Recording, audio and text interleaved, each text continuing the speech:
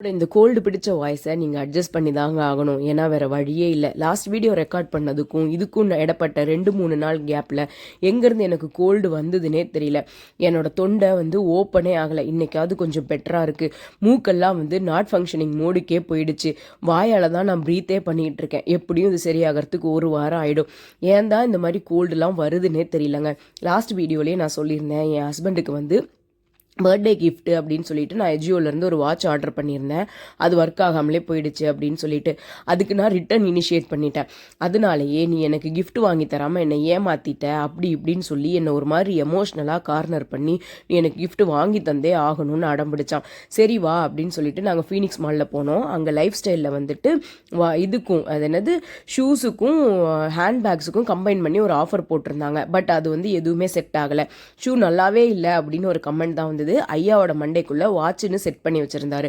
கடைசியில் வாட்ச் செக்ஷனில் போயிட்டு இந்த வாட்சை வாங்கிட்டு எனக்கு இதுதான் ரொம்ப பிடிச்சிருக்கு, நான் வேற எதுவுமே உங்ககிட்ட கேட்க மாட்டேன், இந்த வாட்ச் மட்டும் வாங்கி கொடுத்துரு அப்படின்னு சொல்லி என்னை போட்டு சோப்பிங்ஸ் பண்ணிக்கிட்டு இருந்தான். சரி ஓகே வாட்ச்னா வாட்ச் இதோட முடிஞ்சிடணும் அப்படின்னு சொல்லிட்டு அந்த வாட்சை வாங்கி அப்படியே கையில் கொடுத்துட்டேன். அந்த கிஃப்ட் பேக் வாங்கும்போது முகத்தில் இருந்த சந்தோஷத்தை பார்க்கணுமே.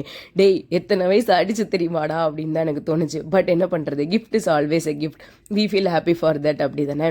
அப்புறம் இன்னொரு கிஃப்ட் வாங்க வேண்டியதாக இருந்தது. ஒரு குட்டி ராணிக்காக. தங்கம் விற்கிற வேலையில் எதை வாங்கன்னே தெரியாமல் கடைசியில் நாங்கள் ஸ்வா டைமண்ட்ஸில் தான் போயிட்டு ரொம்ப நேரம் ரிசர்ச் பண்ணிட்டு இருந்தோம். லாஸ்ட்டாக குட்டி ராணிக்கு இந்த அழகான பெண்டன் தாங்க கிஃப்டாக வாங்க முடிஞ்சிச்சு. பட்ஜெட்டில் ஒதுங்குச்சா அப்படியே நாங்கள் வாங்கிட்டு